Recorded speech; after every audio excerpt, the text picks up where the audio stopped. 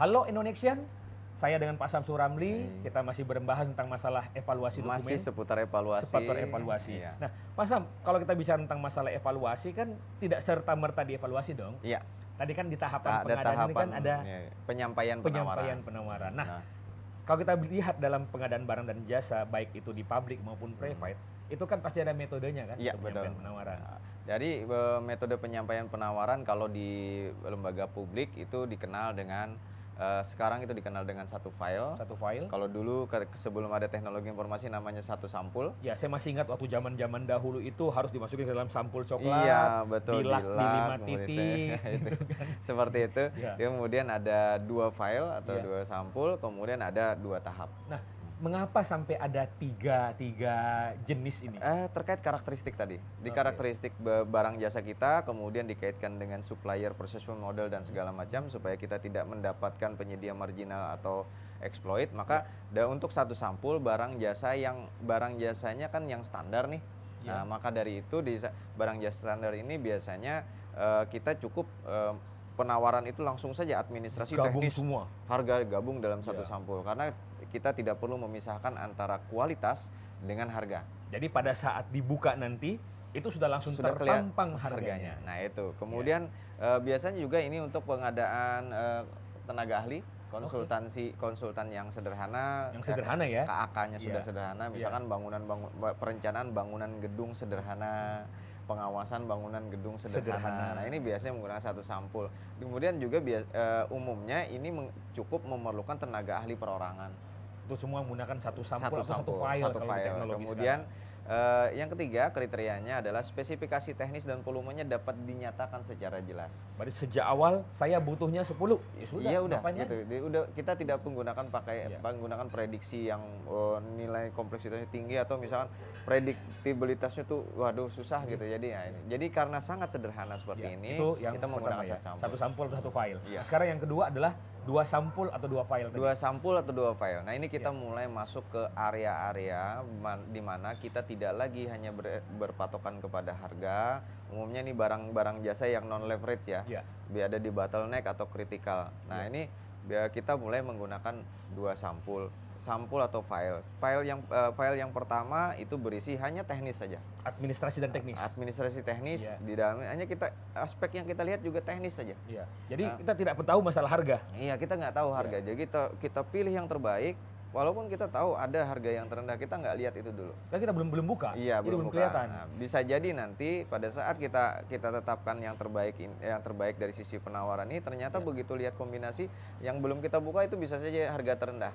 Tapi tetap konsisten kita. Yang kita pilih adalah kualitas terbaik. Gitu ya. Nah, setelah kualitas terbaik kita dapatkan, baru kita lihat. Harganya. Nah, jadi, untuk harganya ini bisa juga kita kombinasikan nantinya menggunakan rumus-rumus tertentu. Betul. Nah, jadi kalau untuk 2 sampul itu biasanya barang jasa yang menggunakan evaluasi sistem nilai atau sistem biaya selama umur ekonomis. Dan pekerjaannya umumnya pekerjaan kalau pekerjaan barang jasa yang kompleks ya. Kompleks. Kalau konsultan itu biasanya konsultan badan usaha. Ngomongnya karena badan usaha ini tidak hanya mengevaluasi satu ahli, tapi beberapa keahlian. Nah, ini dibutuhkan penilaian terpisah antara persyaratan teknis dan harga. Nah, kemudian yang ketiga adalah 2 tahap. Nah, bedanya 2 sampul dan 2 tahap ini apa? Ini kalau 2 sampul itu penyedia tidak mempunyai kesempatan lagi untuk menawarkan harga. Jadi otomatis harga sudah masuk di dalamnya. Sudah masuk di dalamnya meskipun belum dibuka, tapi ini untuk apa maksudnya? Jadi penawar meskipun tahu dirinya adalah penawar terbaik, tapi dia tidak bisa lagi mengubah harganya. Nah, kemudian sehingga yang 2 tahap ini pekerjaannya sangat-sangat kompleks. Lebih kompleks dibandingkan sekedar 2 sampul atau 2 file ya. Ini kebutuhan kita itu cenderung tidak terlalu menarik buat pasar, tapi kita tahu bahwa di pasar itu ada penyedia-penyedia yang mempunyai kapabilitas tinggi. Sehingga kita perlu menarik motivasi penyedia, penawar untuk menawar pada paket kita. Nah, dan tentu saja mungkin saja ada beberapa alternatif desain. Iya, betul. Dan kita ingin penawar ini dengan segala kompetensinya, mereka yang akan menawarkan ini loh teknis yang terbaik menurut kami. Kalau bisa saya coba untuk sederhanakan bahwa kalau misalnya kita bicara masalah satu sampul, dokumen administrasi, teknis, dan harga dimasukkan dalam satu buah sampul tertutup, Betul. kemudian disampaikan sekaligus. Iya, betul. Untuk 2 sampul, dokumen administrasi dan dokumen teknis dimasukkan Ya. dalam satu sampul, dokumen harga dimasukkan dalam satu sampul terpisah, sampul 1 dan sampul 2 dimasukkan dalam satu sampul penutup. Kemudian dimasukkan dikirimkan sekaligus. Iya. Ya, sehingga tidak ada kesempatan Tidak ada. lagi mengubah harga. Nah, ya. Nah, beda dengan 2 tahap. Kalau dengan 2 tahap, administrasi dan teknis dimasukkan satu kaligus, kemudian dimasukkan, ditawarkan.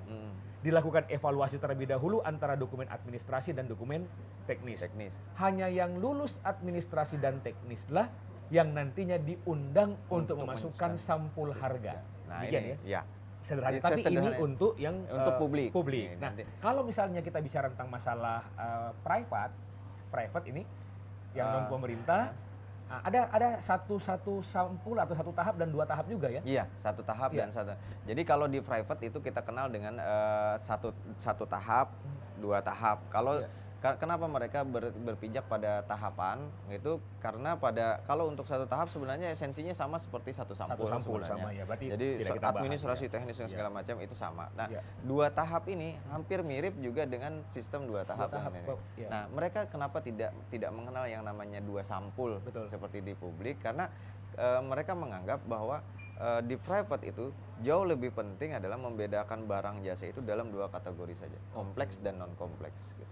Nah, Itu ya. Jadi makanya kalau di private Mm-mm. itu yang ada adalah satu tahap dan 2 2 tahap ya. Di mana tahap pertama sama administrasi dan teknis, Mm-mm. kemudian tahap kedua itu spesifik harga. Iya. Bahkan bisa saja juga ada sedikit perubahan dari sisi penawaran teknis juga apabila ada revisi atau Iya. permintaan daripada Betul. tahapan Jadi berikutnya. kalau di private itu tahap pertama adalah klarifikasi teknis penyediaan dan sumber-sumber lainnya, kemudian tahap kedua mulai kita sampai pada evaluasi berbasis harga pada ya. dasarnya. Mungkin demikian materi kita terhadap penyampaian dokumen penawaran baik di publik maupun private. Saya Khalid Mustafa. Saya Samsul Ramli, Salam salam pengadaan. Nah, setelah penyampaian ini Nanti